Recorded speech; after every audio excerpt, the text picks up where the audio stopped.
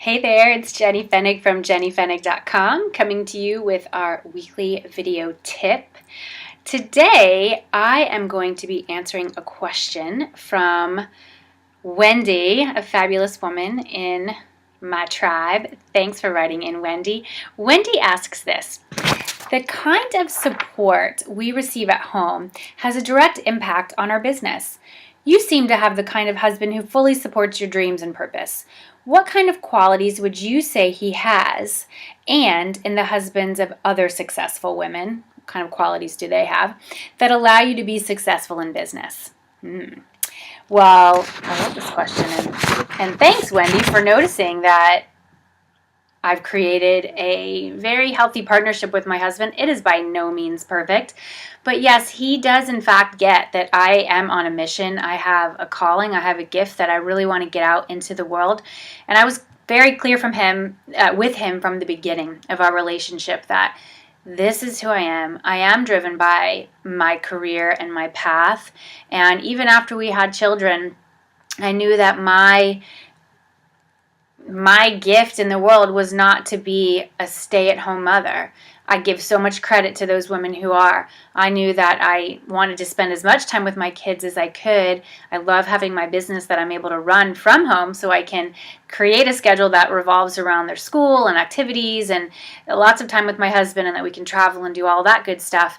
But I knew that I was on a mission, and we were very clear about that on the upfront, and he got that. And not every guy that I dated did. And it's not for every man to have a woman who is really strong in that respect.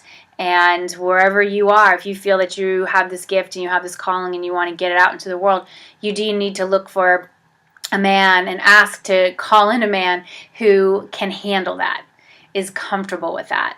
For us too, I was my husband and I have had discussions around money, and he's completely comfortable if I make more money than he does. That's okay with him. Not every man is like that. Not every man would be comfortable with that, and it's not good or bad. It's just, what is your situation and how is it shaking out? Can that be an okay thing that you can handle within your relationship together?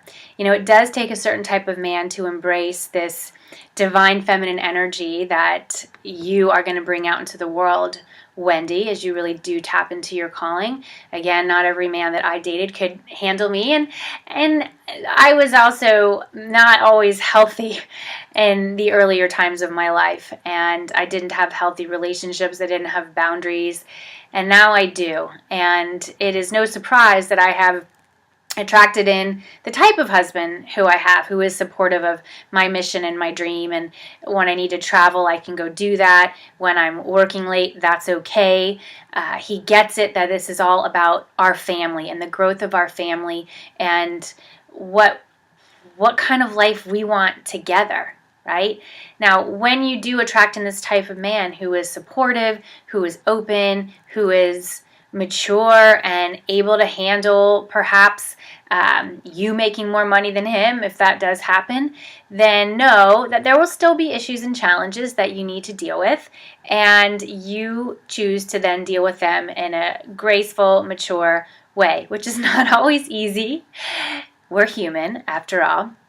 But again, just remember, what is the overall vision that you have for your family? Are you on the same page? Do you have the same dream in essence? Do you want the same kind of lifestyle? Do you have the same values? That was something that I looked for in when I was looking to call in this ideal partner who could become the father of my children. A really good tip that I'm going to end with today is, whether you're in a partnership now or whether you're not, all of you watching right now, something that my husband and I did a number of years ago as we were trying to get clarity about our next step on our life path was we went on a couples retreat. Okay, we went on a couples retreat. It was a number of years ago. We had our first son. He was about 1.5 at the time, and we just were at this transitional point in our lives. We wanted to move out of New York City. We weren't sure where we wanted to go. We wanted to just have a new lifestyle, but we were really stuck and we were really trapped around that idea. We decided, or I decided for us, I decided, let's go on a couples retreat. We were about to have our 5-year wedding anniversary. And so instead of going on some, vacation, we went on a retreat, and we went to a place called Kripalu, which is in the Berkshires of Massachusetts, which is where I now live. We went there. We had a wonderful weekend. We reconnected with each other. We remembered, why we fell in love in the first place. We talked about what we really liked from the other person.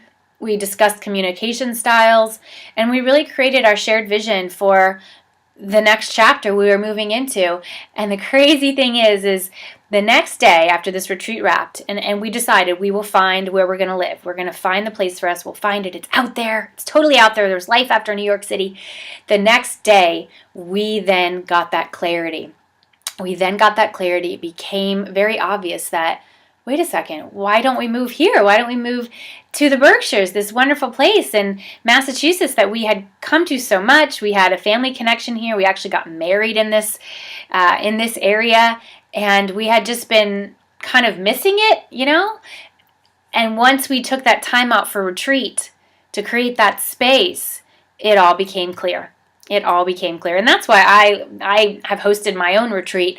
This will be my third year hosting that, the Retreat for Goddesses, coming up this summer. It's our final year for that particular retreat. I know it's coming to a head, and then we're evolving to the next cycle. But retreats are so powerful. So as you look to create the relationship of your dream, whether you have that relationship now and we're always cultivating it and growing it, or whether you're looking to call in your ideal relationship, look for that man who gets you, who can appreciate you for you, accepts you for you, your quirks, your warts, your beauty, all that stuff, accepts you for who you are, and you can do the same for him or for her, right? This is about calling in your love match, that soul connection, that person who you are supposed to be with. I believe there's not just one out there in the world. I think there's a number for us. But right now, where you are in your life, I wish you much love, much happiness, and much growth as you call in that ideal partner or reconnect with your ideal partner right now. What can you do this week to reconnect with your partner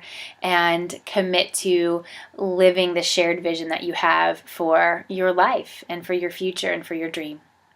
This is Jenny Fenig from jennyfenig.com. Thanks for listening. Thanks for watching, and I'll see you again next week. Bye now.